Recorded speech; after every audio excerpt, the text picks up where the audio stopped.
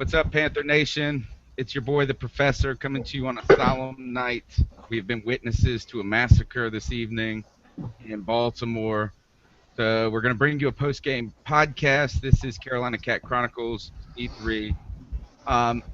Guys, go ahead and jump in there and introduce yourselves and somberness.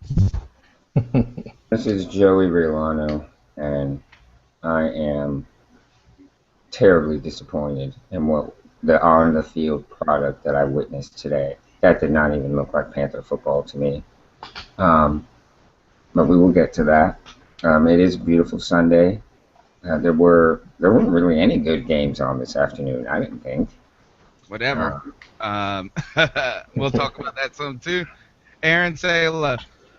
Hey, Panther Nation. The sun's going to come up tomorrow, and the Panthers will be back. But, man, it sure did kind of feel like deja vu, right? I mean, it kind of felt like Panthers in 2010. Something goes wrong, and then everything goes wrong, and there was no crawling back. But better days are ahead, and I still think we can save the season and do some good things. So let's talk about it tonight. All right.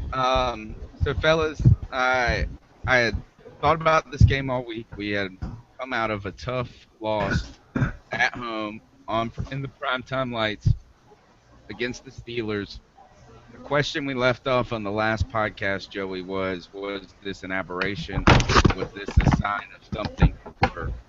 A problem looming maybe with the Carolina team? So today, I thought that this game tonight or this afternoon was going to be a kind of a moment, a test of fortitude, a test of courage, a test of our internal strength. And if that's the case, Joey, we fell far short. Where did it not go badly today, Joe? Where did it not go badly? I think our special teams had a good day. Oh, actually, they didn't. 12 men on the field cost us. Right. Well, I don't put that on the special. I put that on the coaches. You know, they gotta be aware. Somebody's got to be on the sideline making sure if we're sending one in, that one's coming off. You know what I mean? Yeah. But I mean, other than that, because that ended up being very costly. You're right. That was a very costly penalty. I think special teams did pretty well. But that really, for me, was the only thing. I guess if being totally honest, the way we started the game, the way we were running the ball, I was really glad to see that.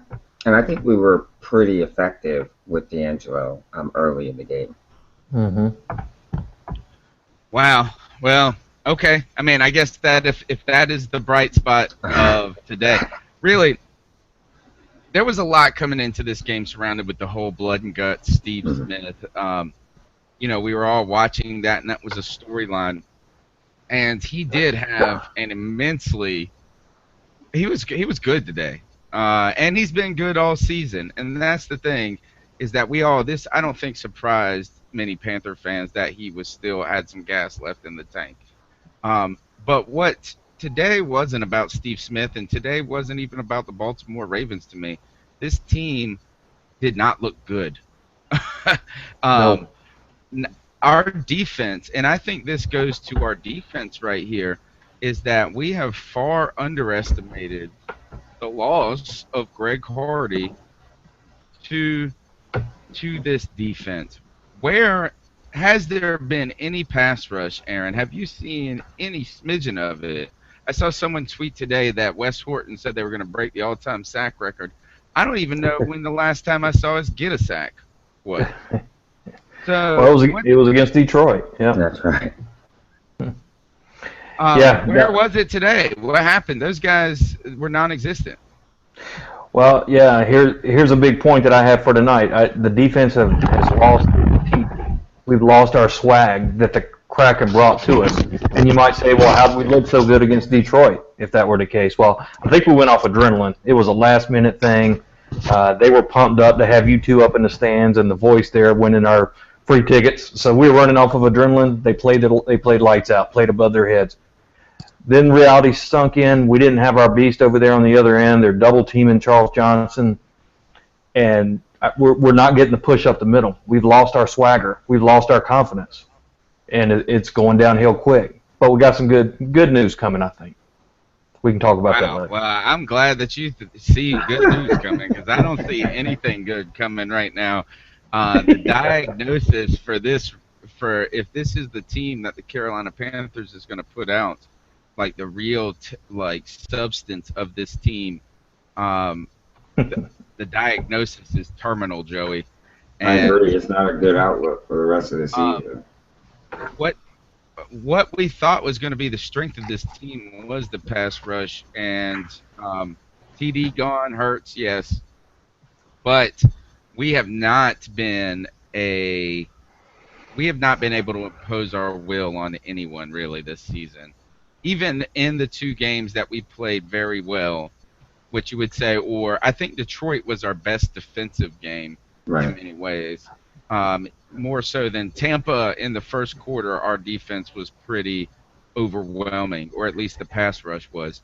You know, in But the first two games, you had Starr and KK pushing that pocket in the middle, just collapsing the pocket, and the quarterback had no time. That's gone It is. well, right I now. think Starr played well against the Steelers. Like I thought he was one of the few guys that did play well. I agree with that, but like Charles Johnson hasn't been able to move anybody. Yeah. I didn't see one moment where Flacco, I almost called him Matt Ryan, um, thought felt like he really had to get rid of the ball. No. Like, oh wow, I mean it was non-existent. Joe, I think the only team that Carolina has a chance of getting pressure on with this defensive pass rush at the moment is if we play the Carolina Panthers offensive line. I would agree with you there. I think they could generate some pressure then. Um, I guess I, for one, failed to realize just how valuable Greg Hardy is to this defensive front. Because other than him, it's the same guys. I mean, if you look through our entire rotation, it's the same guys. The only thing that's missing along that defensive line is Greg Hardy, and they have become completely ineffective. Now, I will give credit to the Ravens' offensive line. They do have a pretty good offensive line. You know, they've got some talent up front, so there's something to be said there. But my God, our defense, the tackling has been awful. Even today, the running backs were getting hit, just bouncing off of our defenders. Guys were reaching with arms, and these running backs were running right through those arm tackles. So even when we were in position and we did get some disruption of a play, the running backs would just bounce off a tackle and get to the next level. So, you know, it all can't be put on the defensive line as a whole, as a defensive unit. Our tackling has been atrocious for 2 games in a row. Just pure, I mean, it's been awful. And we were Our a very defense, good tackling team. I think our defense, Joey, has like the worst red zone percentage Yes, performance in the NFL, I heard or that. among the worst.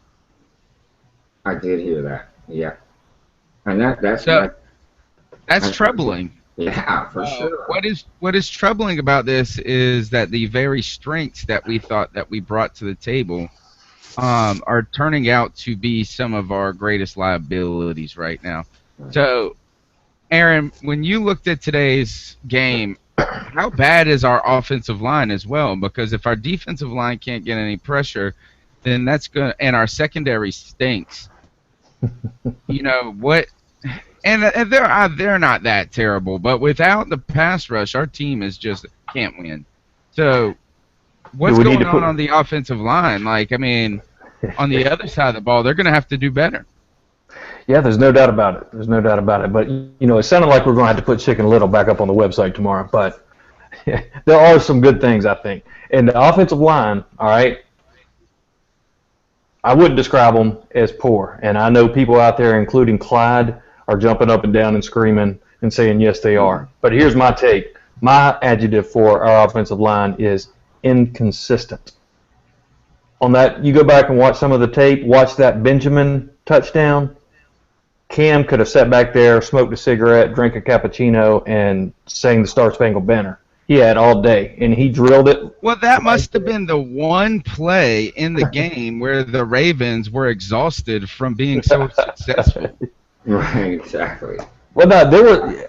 Go back and watch the tape again. Now, there were times where we were turnstiles, and most of the time it was based on communication.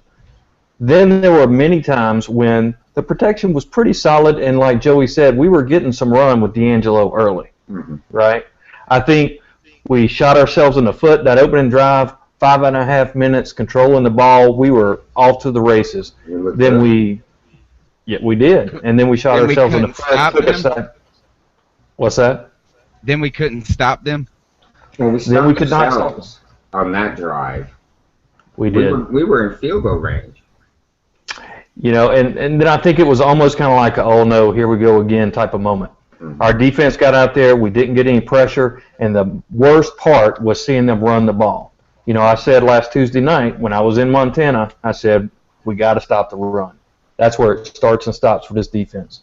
And we didn't do it again. And that's the troubling spot for our team right now. Well, what I saw was I saw an offensive line that couldn't stop for one moment. Actually couldn't. It wasn't their pass rush that to me was the most troubling part about this. The point is that yes, we ran the ball effectively for 4 rushes, essentially, or 11. I think we rushed the ball 12 successful times. It was all on that first drive pretty much. And then after that, our run game, and we can say that D'Angelo came out and D'Angelo has good vision, but there were no holes there. Poor Darren Reeves on his very first carry after D'Angelo Williams goes out, gets the ball 4 yards behind the line of scrimmage, and they're already there. So this offensive line today, like I feel like our big guys, we lost the battle. When I say I felt like they bludgeoned us. Haloti Ngata is a beast. Yeah. he is a brick wall. No doubt.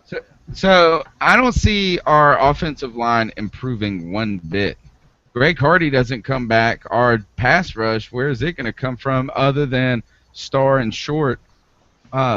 This does not look promising for this team right now.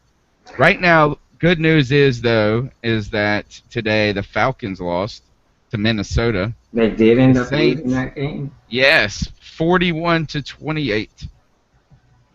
Wow. And how about this? They lost that game without a single touchdown in the air that they got. Bridgewater didn't have a touchdown or any interceptions, but neither did any Minnesota. They got 3 rushing touchdowns. I don't know where all the points came to. I looked at the box score. It's the strangest thing ever. How do you lose a game to a team that didn't score a touchdown? Their quarterback didn't have a touchdown. He ran one. Did he? Yeah, he did run one. I heard. Oh, he did rush one. Yeah, I did see him. Yeah. So, and right now, the Saints, do you guys got it on the television? I don't. I should turn it on. 24-3. The Saints are, they're getting pummeled by the Cowboys, which I love. I've never been such a big Cowboys fan. And I am tonight. And the craziest thing of all, Tampa Bay wins today. Yeah. And they beat the At the Steelers. last second, they were down. There was 7 seconds left. They were still down, and they won at the last. So, all right, Aaron, let's talk about this. You said Chicken Little. You said essentially, I feel like you're suggesting we shouldn't panic. But what I didn't see is I see a team that's already facing injury problems. And these injury problems are to players that seem to have, Thomas Davis, I think, is so important to that defense. I think without him, that secondary has to assume more responsibility. And I don't know. And then now we don't have Greg Hardy. We can go ahead and say this. I don't know if we have Greg Hardy for the entire year. Or ever again. Right, I think ever again is the right way to say it. If he is found not guilty, will the Panthers look like sellouts? I think we already did. Sticking them back in. Well, I think we look like sellouts for pulling them out. Actually. I agree with that because I feel like we caved into pressure with that. That it wasn't an honest Hey, decision. in North Carolina law, right, your record is wiped clean when you're going through an appeal. He has no record right now, has no arrest. I think he should be out there, but that's Jerry Richardson's call, really. Okay, Right. but say this. Say he's found as not guilty. Do you think that the Panthers even bring him back? I think they do, yeah. A lot of people agree with me. We've talked about this on Twitter. A lot of people think Jerry Richardson's done with it. But I think if he found not guilty, hey, man deserves another chance. Right. If we don't, he's going down to Atlanta, and we're going to face him twice a year. That's the damn truth. That's exactly where he's going. But we should keep him for no other reason than that. Yeah, that's right. But hey, let me talk you guys off the ledge just a little bit. All right. All right, please tell me. Talk to me. Talk to me. I got the rusty razor blade right here. Well, hey, we do get one person back next week, right? Right. We get Frank Alexander. The man looked really good in preseason. The coach even praised how hard he's worked, how much better he's looked. I really think Mario Addison and Wes Horton, I think they're in over their heads, and it's a domino effect on that defense. It might take a week or two. We may not look great next week, but we're not going to suck all year. This defense is going to turn it around. There's too much pride.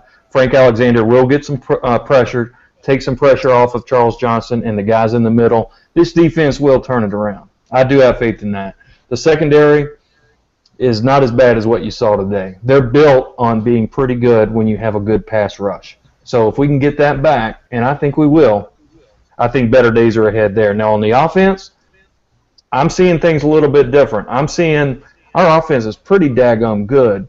They just need to develop some chemistry and some consistency, which comes in time. You got two players playing new positions in the tackle positions, right? We're playing with our sixth running back. I mean, look, we've lost Tyler Gaffney in the preseason. We lost D'Angelo. Today we lost Richie Brockle. We lost D'Angelo again, Jay Stu, Fozzie Whitaker, on down the line. At the beginning of the year, we said we were set up to have a great year if we stay healthy. Well, right now we're not healthy. But folks will be coming back. We're going to get some help on the pass rush. We got too much pride. Cam's going to get better every week. He looked a lot better today than he did last week. A lot better. I have some worries. All right. Well, I have worries too. But hey, it's not all bad. That's all I'm trying to say. Now, obviously, we sucked today. I thought Jimmy Clausen was playing for us. We played so bad today, but there were some bright spots, and I think brighter days are ahead. That's all I'm saying. Okay, well, two things worried me today beyond. All right, so say we take a lot of that into account and that we're better than we are today, which, I mean, you can't even just write it off as one loss, I don't think, is because I agree with that. Let me go ahead and just say this, is that we have given up 75 points in the last two games. Yeah. 75 points in the last two games. So this has been a 2-week thing. You know, I mean, half of our season right now has been epically terrible. But Tony, how bad did the New York Giants look the first 2 weeks? And then they turned it around, right? 2 weeks doesn't make it a fait accompli that you can start the rest of the year. I'm not willing to say that they've turned it around, though, and this is what I'm worried about here. Two things particularly worried me today, and I thought Cam, again, has looked great. I think Cam Newton has been – I'm worried, though, about him, and what I worry in two fronts is psychologically, I'm worried that if he's starting to get a little tired, and also physically – he looks slow today. And so here's my two things that I want to say is that, look, he looked great in the passing game. He zeroed in. He dropped some of the most beautiful passes I've ever seen him throw today. Mm-hmm. He looked poised.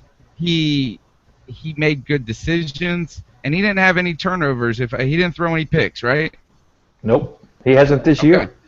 All right, so he's playing, and he's throwing high percentage. Like, I think he's got high passer percentage. I haven't looked at the numbers. So I could pull them up.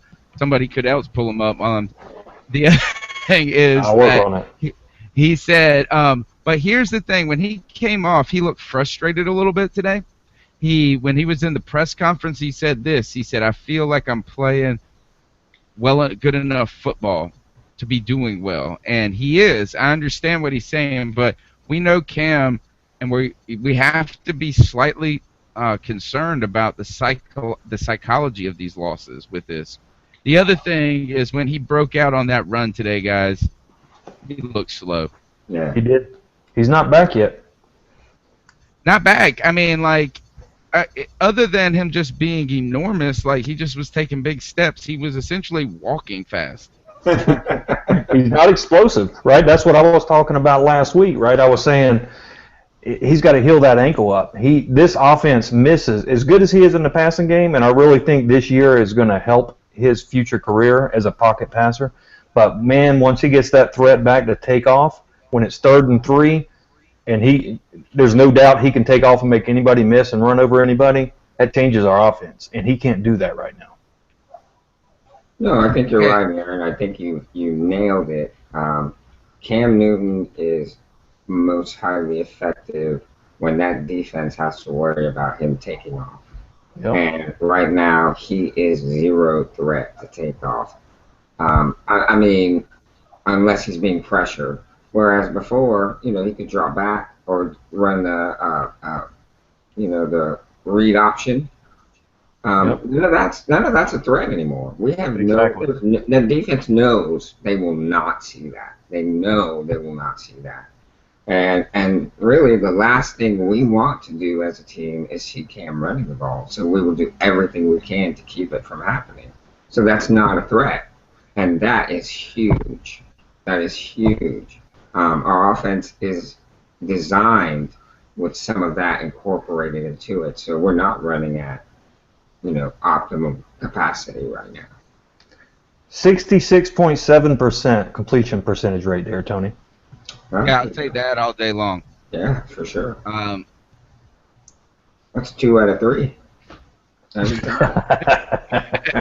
Is that what that is, Jeff? Every time. I mean, I'll take that every time. Absolutely. All right, well, let's go ahead. But the point, though, is that it doesn't matter about. The fact is the problem is not Cam and missing the read option. The problem is not, like Aaron said, is not being able to stop the run. That's another thing that Greg Hardy was underestimated, as I think he was relatively good for a defensive end at stopping the run. Like Plus, he could slide down and play some tackle. Yeah, he was a versatile defensive end. Yeah. Is Charles? How about this? Let's go ahead and see this. Charles Johnson, what's going on? What is happening? Don't tell me that's double teams. Well, you know what? My personal opinion, and I hate to say it, is he's not the player he was last year. For whatever reason. I don't know if he's injured. I don't know if he didn't put in the work needed. I don't know. But some folks out there on Twitter today, Brian Palomaze, actually said that he thinks it's really scheme. He thinks, knowing that the Kraken is not over there, they're sliding folks over and they're just double teaming him, and that's where it's coming from. I think it's more than that, because you didn't see him in the first game either when the Kraken was out there. So that's my big worry, is Charles Johnson's got to turn it around. He was my Ice Up Son Call of the Week last week, and he went out and tweeted he was going to turn things around, and I didn't hear his name called once today. And that's got to change. I saw him getting manhandled, bro. Yeah. Hand in his face, not looking like a tough guy out there. And that's what he has been, is he's been a dude you don't want to mess with in the back alley. Right. And he's losing those fights. Joey, why could the hamstring be that much a part of it? I mean, it could be. Hamstrings It's not like he's running 40s out there. No, but he's explosive in his plays. And you got to push off against those big offensive lines. Right, and that if your hamstrings, I've pulled my hamstring before, and you're basically on one leg when it comes to explosive moves. And if he's only playing with one good leg, of course he's going to be getting manhandled. Now the Panthers haven't said anything, have they? Have they made any announcements like his hamstring is still bothering him or whatever? Nope. I don't I haven't know. heard anything. See, we got to look on the injury report. I haven't seen anything. Nobody's mentioned it in any, any of the. Well, we Something's don't know not how right he's there. been recovering from that, but he is. He's too good to He be is this not- quiet.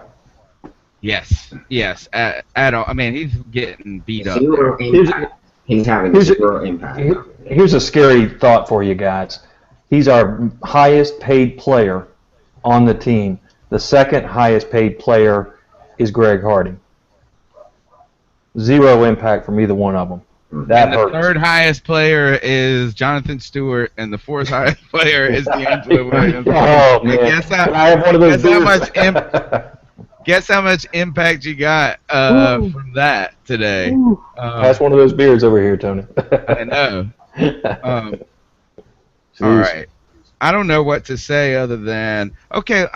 Another thing we need to talk about. So the defense sucks, obviously. Kuechly can't be. He can't do it alone, No. and that secondary isn't going to be shutting cats down. So here's the thing: is that when you have guys like Richard Sherman and mess like that, where they can shut dudes down so well that then it's like a coverage sack, right? We can't get a coverage sack. No. That's not going to happen in No, Carolina. it's not how we're built. Right. Right. So it's not going to get better if that pass rush doesn't get better. It doesn't matter at all. The other Well, thing let's hope is, Frank Alexander changes the dynamics. But we can hope. We can hope. I don't know. I mean, where have these guys? We've been waiting and waiting and waiting. I mean, this better be a coming out party. Mhm. Like, I mean, when he comes in, he better walk in there. He needs to borrow the the Kraken contacts. And I mean, because I haven't seen. I mean, I know you guys said he played well in the preseason and he looked good in camp, but obviously, look at this offensive line. Anybody could go look good in camp against these dudes. I would at least be able to get a move or two on Byron Bell. Anybody could. I got some good stuff coming on the website, and he looks just. But you know who's just as bad as Nate Chandler? I think Nate Chandler's worse, man. He's out of position. Put that man back at guard. He's a pretty good guard. He is not a tackle. No. Hey, my man Byron Bell gave up a half a sack today. Give him a break. A half a sack. You know, Do we'll they take not that. count it at all when they just run past you and you don't touch them? No, see, that was strategy on That his not part. count? That was strategy on Big Bell's part. Because that was like He seven. was trying to of them. wear. He was trying to wear a big T-sizzle out. Is that what it was? He was trying to get him tired. That's the old rope-a-dope. He was doing Exactly. Well, we did about 10 more quarters for that to work. For sure. I'm All trying, right. Big Bell. If you're watching, I'm trying, man. One of the things I saw today. Oh, he's a little sensitive about this. I know, right? He's a big dude. Yeah. But he shouldn't be sensitive because they suck, man. They can't get any holes for the running backs to come out. It's terrible. I don't This know. just in: New Orleans 31, Cowboys 31, New Orleans 3. Oh, that makes my. You know what is that we can? That's gonna make. It makes it all acceptable. If the Saints lose, it's really not that bad, except for the Eagle. You know, I mean, we do actually have to worry about the NFC conference itself because. Well, hey, the Eagles lost today too. Yep, but they also lost to an NFC team, so I guess either way it can't matter. Who was there. 2-2? Right, they're 2-2. San Francisco. Right. Yeah, so that's the better of the outcomes. All right, I want to talk about something else I saw predominantly on Twitter, and that is a lot of disdain for Mike Shula's offense. I want to get your perspectives on this. Was the offense, even when we were still in this game, too conservative? Was it not appealing to our strength as a team? What was going on? Where does this? I mean, they were all over him, particularly with the draw play. I think we ran a draw play early on third down where it was like third and It was third and 13, long. Yeah. third and long. Yeah. We were also in their territory. Right. What did you guys think about Mike Shula? Is he the problem? Because I mean, this offense, while it seemed to show some things that we can be happy about, or at least, I don't feel like the offense was like there was a wet blanket over it today entirely. Right. What is he? Is he part of this problem? Aaron, go ahead. I'll let you take that first. All right. Well, it's easy to pile on the coach when things aren't going well, and I think this really has to be put on the players. But what I will put on the coaches, and Shula in particular, is that there are times where I don't see him being adaptable. I don't see him adjusting to the injuries that we have. Right. I mean, right now you still are taking Cam back, and he's going through 3 reads. There's third and long, run it, and the Ravens bring 9 guys up in the box, and they're obviously going to blitz. My Lord have mercy. Throw a screen pass. We could have gashed them a few times. I think I tweeted that out. The coach needs to take the decision-making out of Cam's hands and make him get rid of the ball quicker, do some more screen passes, some smoke screens, some short slants, change the dynamics when things start going the way they are today. Because if our offensive line is struggling, guess what? Get rid of the ball quick. Run those short passes. Move your offense that way. So, yes, I do blame Shula for that. However, that's an easy out, too. When we were moving the ball well in that first opening drive, people weren't saying, oh, that's all Shula, right? So I think it goes both ways. I personally liked the play calling that was going on when the game was starting in that first series. I really liked what I saw. That first series was good. Yeah, I saw renewed commitment to the run with the sprinkling of the passing game in there. Yeah. When we did throw the ball, we were effective with it because we had been effective running the ball. Absolutely. Now, we weren't terribly effective, but we were good enough to where the defense had to play honest. Yeah. And I liked seeing that. But then when D'Angelo exits, I mean, the whole complexity of that offense just changed. We could not run the ball. Now, I understand Reeves is a rookie, and it showed some today. There was some times where it showed that he was a rookie. You mean when he just fell down? When he fell down, and he got to the line. Yeah. He fell down like 3 times. Like he was so nervous. He was shaking. When he was in there, they got to Cam, and he went up and went up to the line, like to pick up a blitzer, but the blitzer had gone around him. You know what I'm saying? Did he look like he went out to try to go get a pass on that play? There was one play where I thought he looked like he was trying to get out into the flat or something and take on a receiver role. But I didn't know if that was him trying to cover up the fact that he just missed the ball. Oh no! I thought I was supposed to be running around, not stopping people from killing the quarterback. But he's going to get better, and he will. Yeah. And then I don't think you can put this on Shula. I don't know. Because he's playing with he's handicapped. I mean, let's be honest. He's very much handicapped. I do think, Aaron, you make a good point though. There were some plays there that he could have run a screen that might have broke some big yardage, and I don't know why we don't run more screens. And I'm talking just screens to the running back. I'm not talking like a smoke screen or anything like that, but just a straight up screen to the running back, or even a tight end screen. Greg Olsen probably could have had a couple. Yeah. But yeah, I definitely don't put this on Shula. There have been times where I thought the offense was too vanilla and not aggressive enough. Yes, I have thought that before, but not today. The defense was clearly the story in this game. That at first all the Shula hate came early in the game where it was 7-0 or 0-0.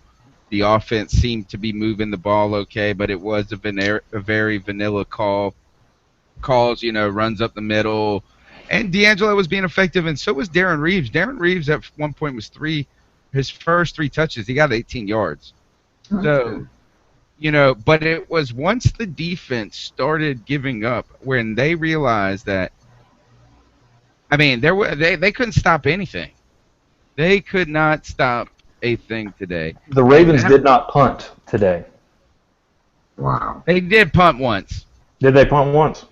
I I didn't see. remember Yeah, they early did. because Yeah. it was like very early where they pinned us on the 2 or something within the inside the 5. You're right. But You're then right. they had a penalty that Brought him out to the 20. Well, Yep. personal foul was. That was the extent of the punter's job today for the Ravens. I felt like the refs let them play a lot today. Yeah. Yeah. Well, I didn't see a lot of know. holding calls. I didn't see. No, I mean, I saw a lot of like pass interference and like defensive holding, illegal contact. I saw that sort of stuff today. Oh, that was a big penalty there in the opening drive of the second half when we shot ourselves in the foot with the 12 men on the field, and then a couple plays later, Kaysen gets called for the pass interference down the field. That was bad. Yeah. I mean, that hurt. I mean, it was pass interference. It just hurt. That was a. Yeah, I mean, you can't. I don't feel like the calls they made. Melvin White tackled Steve Smith in the end zone before the ball even got there, and Steve Smith still caught it. Yep. I mean, the whole thing, he just made everybody look a fool there. We made Flacco look like a Hall of Famer today. Right. And our defense, I don't know how a defense that we thought was so good could be so bad 2 weeks in a row. I don't either. And that's where I'm worried, that's where it's hard for me to get behind this narrative that it's going to be that we're going to be able to figure out like it's not this bad, because it's happened against teams. Today, the Steelers lost to the Tampa Bay Buccaneers. Right. It's not like the Ravens have. I mean, they are good. Don't get me wrong. I would say the Ravens might be the best team that we've played so far. I could agree with that. Defensively, I feel Well, like talent-wise, just talent across the board. No, I think the Lions are better than the Ravens. Number one defense in the league is the Lions right now, right?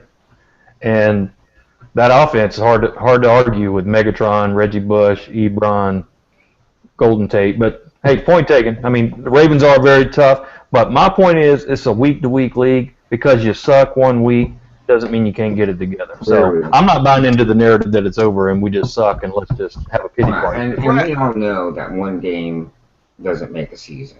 Nor does 2 games. Right.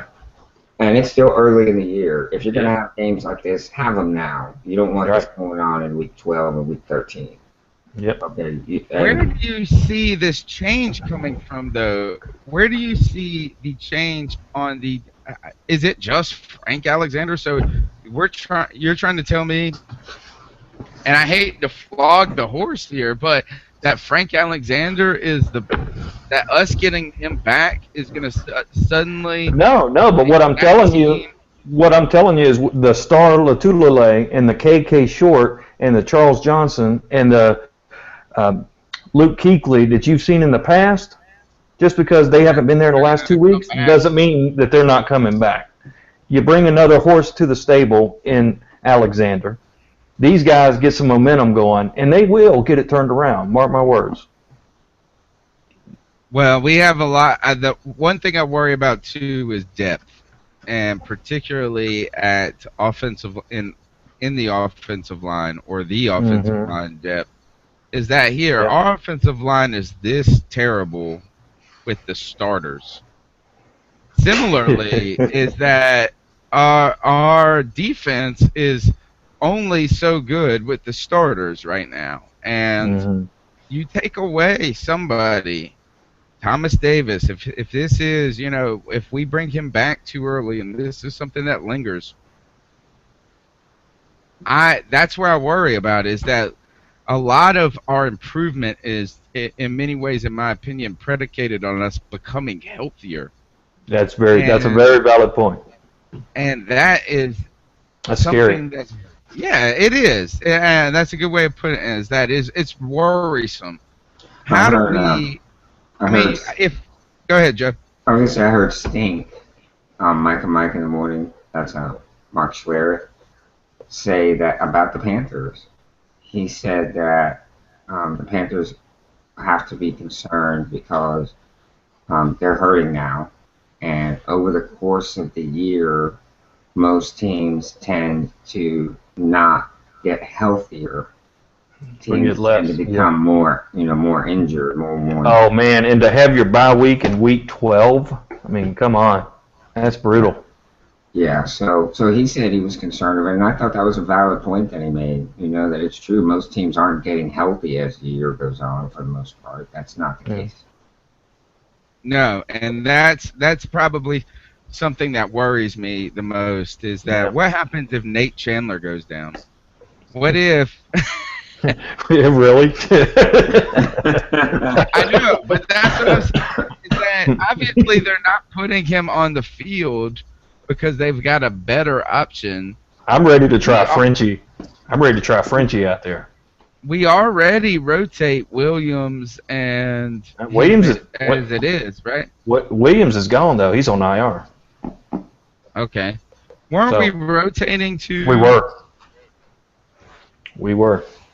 So that already tells us that we'll do it if it's there. So if we lose Byron Bell, we're gonna have Frenchie, and you're gonna like him, or you're gonna love him no matter what. Right. And I just don't know if I see this run game getting that much better. That's what I'm worried about. Is even if you put in the strong guys, that they're gonna have to do a much better job of winning the push. And I haven't seen it in any of the games necessarily yet, is that you can go ahead and say we had trouble running the ball against Detroit, that D'Angelo had some mild success in Tampa Bay. He had 72 yards, right? But he didn't have like 180 yards or nothing crazy. Right.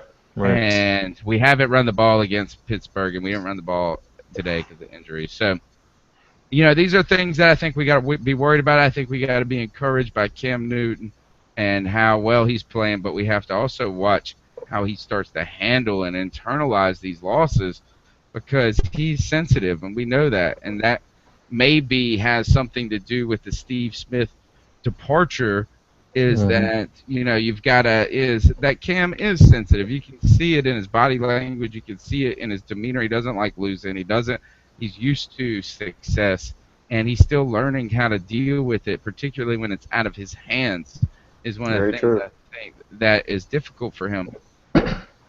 So, to me, I'm worried about this a little bit. Is that I'm worried in some ways. I'm going to work on a story tomorrow. That is, how is it that the national prognosticators, the national media, got it right, but for the wrong reasons?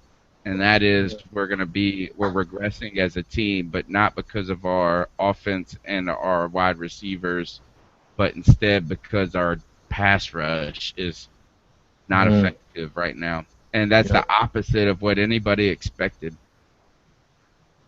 Joe, and last points on is this, because I think we should go ahead and wrap it up and keep this as short as possible, because there's really not, unless we're going to drink Kool-Aid together. Kumbaya. No, it's like the mass suicide Kool-Aid. So is that what you say before you do it? But I'm trying to think. I feel like there is one other storyline that I wanted to touch on, but I forgot. Go ahead and maybe you guys can pose a couple of last points while I remember. Well, like I was saying, it is not the end of the season yet. But what we're seeing on the field is something that we need drastic improvement on. We're going to be a 6-10 team if we keep playing like this, if we're lucky. Because as at this point, guys, we haven't even hit the hardest part of our schedule yet. We're only getting ready to get into it now. We've got some really, really tough teams coming up, and we've got some short weeks coming up. So we got to get it together. If we're going to do this thing, it's now. It's time to get it started. It is, and I totally agree with you there, Joey. I'm a little bit more optimistic, I think, and I'm just optimistic by nature. I think the offensive line is just going to get better in communication. I think some of our running backs are going to get healthy. I think Cam's going to start getting healthier as the year goes along. But David Gettleman, please pick up the phone. I'll find his number for you, but call a fullback. All right? Call LaRon McClain. He's sitting out there. Call a fullback. We don't need these single back sets trying to run the ball when we're on our sixth and seventh running back. We need a big bruiser to help lead the way. That's a big thing that I don't think anybody's talking about, and our running game could really use it. Without Rachie Brockle there, without Mike Tolbert, we're hurting for a lead blocker. They need to be calling somebody this week. But with Frank Alexander coming back, guys, hey, I think that's an upgrade. I think you're going to get Thomas Davis back. I think we may not have a great week next week, but as the year goes on, man, I'm telling you, we're going to get better and better. I'm going to say I love the optimism of we might not have a good week next week, but it's going to come on. It's coming, baby. It's coming. By week 8, we're there. Look, while you're the endless optimist, I guess I'm the one that, Big Q always picks on me and pokes fun at me as being too reactionary. But I don't think it's unwarranted here, is that our team has looked horrible. And so what I would say about this is that, yes, you're right, is that things are going to get better because they can't get any worse. I mean, they really can't get much worse other than if Cam Newton looked horrible and was injured today. That's the only way it could have gotten worse, is that we got blown out. Steve Smith destroyed us, and he looks young. My wife walked by the television and goes, man, Steve Smith looks young, like youthful. And so we make other people look good. And I don't like that. I don't think our defense right now has had any toughness there. And I'm just worried about that pass rush. Frank Alexander, you better be the meanest man on earth. You did sign something. You did sign a T-shirt for me, which I thank you for that. So I hope you are the meanest man on earth. But I think we're going to need a real change in tenacity. It's going to take a change in attitude, no doubt. Tony, did you see what Cam Newton said about Steve Smith? No. He said that Steve Smith definitely has tread on those tires, and then that the tires are big Tonka truck tires. So he looks like a little toy that you change the tires with, and it's like this little truck with these huge ass tires. Well, he looked good. This is the last conversation. We'll give 3 minutes to it because I think it's important. We have to talk about this. I don't think. Also, something else that I'm working on is that letting Steve Smith go. Is it as acceptable? Are there less questions surrounding it after today? And I don't know. I don't know if it comes down to with Gettleman. This could be a major error and one that we've witnessed. Joey, how do you feel about that? On the field and as a player, there's no doubt that Steve Smith should still be on the team when it comes to football on the field. But when you're talking about a team, there's a lot more than what goes on the field. You've got stuff in the locker room, stuff off the field. You've got sort of a pecking order that players fall into. And I think for the dynamic of the off the field, we made the right move. Steve, he looked all world today, no doubt about it.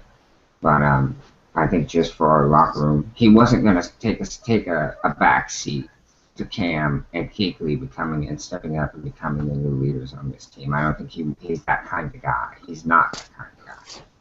So after being torched by him, that in the locker room was a big enough problem. And this is what, to me, what I'm a little concerned about also, or troubled by this, is that we were not supportive when the Steve Smith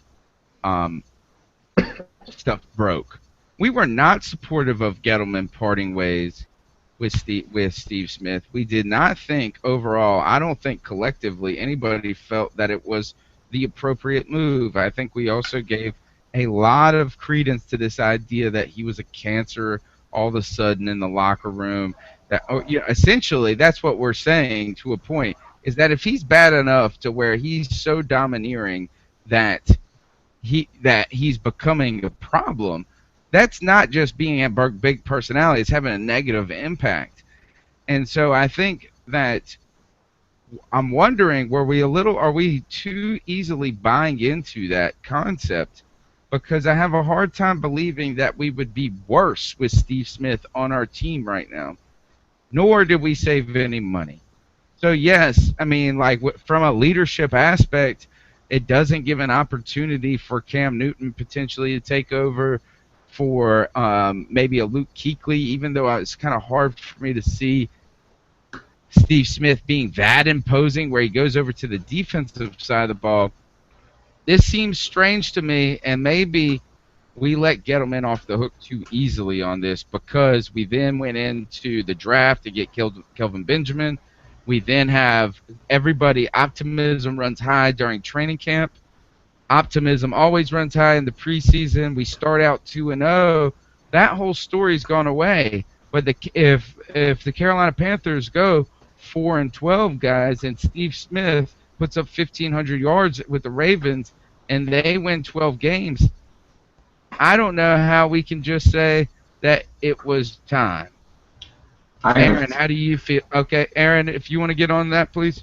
Yeah, I'm tending to agree with you there. I mean, we wanted to buy in to the whole cancer in the locker room, and there probably was some credence to that. But maybe the conversation from Gettleman should have been, hey, guys in the locker room, you're going to have to find a way to figure this out, because Gettleman now has to look in the mirror and know that our starting offensive wide receivers could have been Kelvin Benjamin, Steve Smith, and the guy he passed over last year that absolutely lit it up out in San Diego today, backyard baller Keenan Allen, right? That would be our 3 starting wide receivers if he would have taken things a little bit differently. So he's got to live with that. I'm tending to agree with you, but only real time will tell, right? Right, I think that's the case. I don't see Steve Smith going for 1,500 yards this year. I mean, we wouldn't even be having this conversation if Steve Smith would have had a 6-catch for 87-yard day today. We wouldn't be having this conversation. Okay, it's just because how explosive he looked and how dominant he looked that we're even talking about this. I think, like I said, I don't think cancer is entirely too strong of a word, because I don't think he took anything away from the locker room.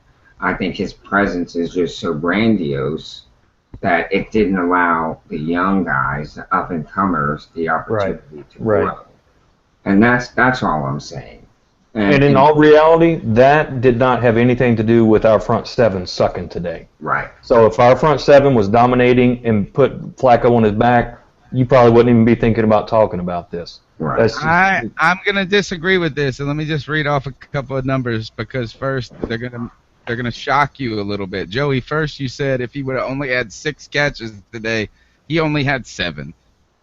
But he had 139 yards. Right, and 60 was off of a fluke play. That was and the second one was off of a bobble. The quarterback just threw it up there. That should not have happened. Plays were made. But listen to this. 118 yards in week 1, 1 touchdown.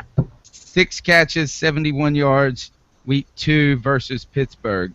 Week 3 versus Cleveland, 5 catches for 101 yards, 32 yard long. He has been productive. He has a total of 429 yards right now, 25 catches. So, okay. And it's a long season. He's 35 years old. Let's come back in week 14 and see how he's doing. And tell me, until today, when was the last time Steve Smith had a 2-touchdown game? 2010.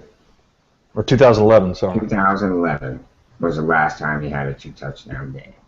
So I What I'm mean, trying to suggest, though, is this has less to do with Steve Smith and more to do with Dave Gettleman and how potentially maybe this is it okay to just say he's the guru, the godfather, and let him off the hook for this. And my question is more of a hypothetical question in the wake of being torched and smoked and on this pace. Is it's not that Steve Smith that, yes, I think you could be very well right that he does, come back in week 14. Let's have this discussion. But what we are is in week 4 and he's productive. And what I guess I'm saying is this, is that if he could have been helpful to this offense, is there no way to temper his personality? Is there no way to go to him and say, look, Steve, you're planning to retire in 2015, which you said you were.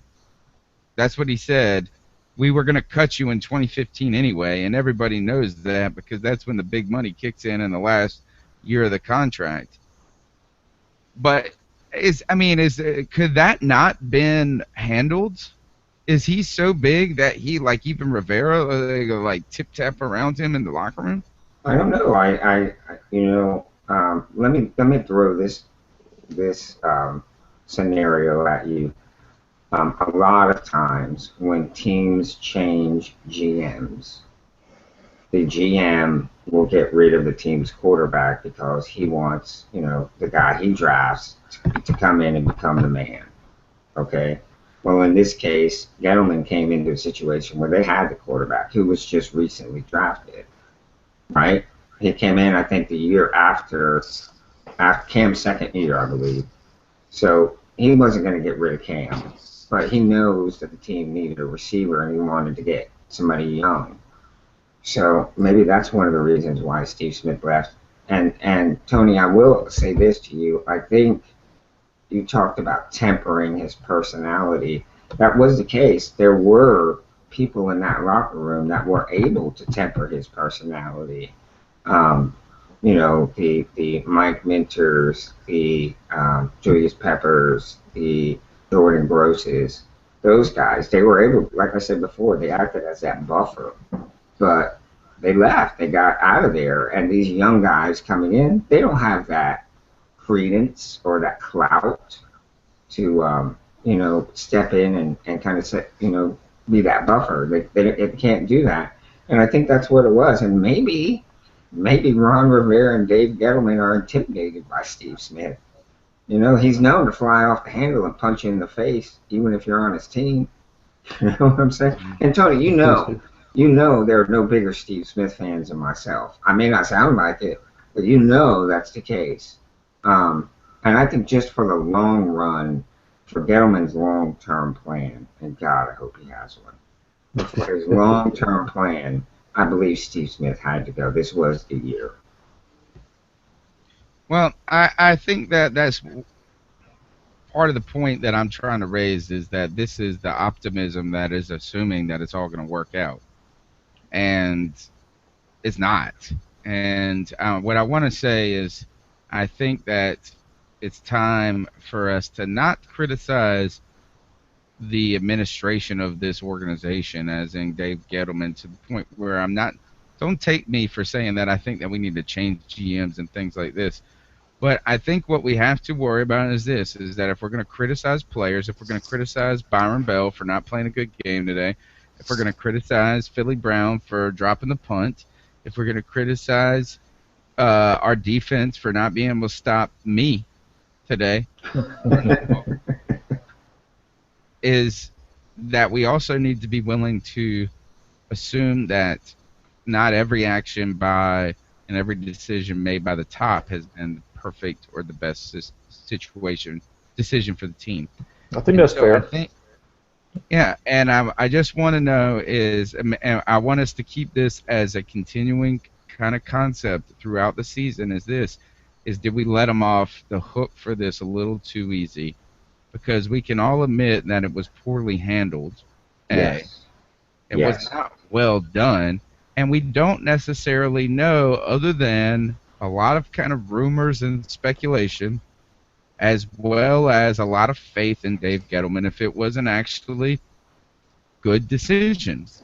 Because it wasn't a money decision by any means. We didn't save any money doing this. Right. So this had to have completely been off of feel and chemistry, like you're saying, so I'm just saying we're going to put that out there. Any last thoughts? Because I think we've covered the game and the dismalness right here to the end, and we'll put our last plugs in. Well, I'll just put a plug out there. Follow me on Twitter at Panthers Drafter. Right, we'll be talking about this miserable game all week long. Hopefully, folks can sit back and say, "Hey, first 2 games of last year, we sucked. People were ready to run the coach out of town. The sky was falling in Charlotte, but brighter days were ahead. We turned things around, and I'm still optimistic. It's early in the season. We can do it. It's going to take a change in attitude, but hey." What choice do we have? You either fold up and go home, or you get up and keep fighting. And I think this team has some resiliency to it that is yet to be seen. Leave it at that.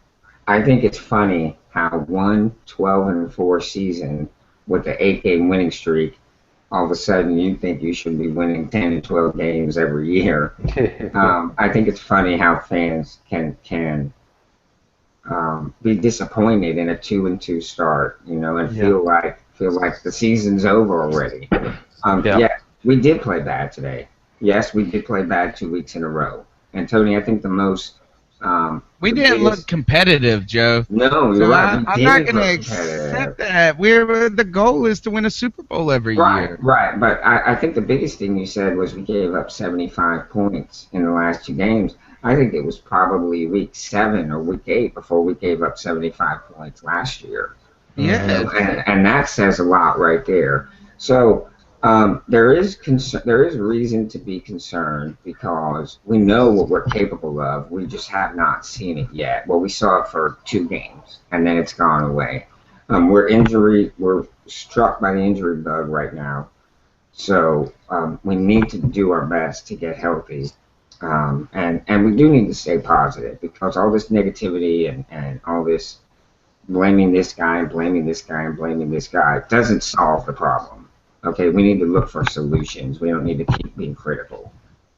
You can find me on Twitter at Joe Riolano and keep pounding because that's all we can do. That's all we can do, brother. Amen to all of this. This is the Professor, CarolinaCatChronicles.com. You can follow me on Twitter at cat_chronicles. Most importantly, you can join us every Tuesday night for the C3 podcast, where we look forward to the upcoming match. We preview it, but we also discuss what's going on with the Carolina Panthers. Check out the website for all the hottest stories. There's going to be a lot coming out. And thankfully, my 2 compadres here tonight have this optimism abounding that where they see things that in this brighter day, which I'm not necessarily ready to say the sky's falling, but if I know one thing, if we play like we've played for the last 2 weeks, we're gonna be 2-14 because we have stunk. And I don't think it's unrealistic. I do not think it's unrealistic to think that we should have a winning season every year, particularly when you've got the best defensive player in the league. So, Carolina Panthers, you need to keep pounding. You need to go into that locker room because we can't afford another one of these. A third blowout like this, I don't know if you guys can even convince me barely to think that you're reasonable in saying that optimism abounds. So they better come and bring it next week. We'll see you on Tuesday night. Let's beat the Bears, baby. Let's beat the Bears. That's right.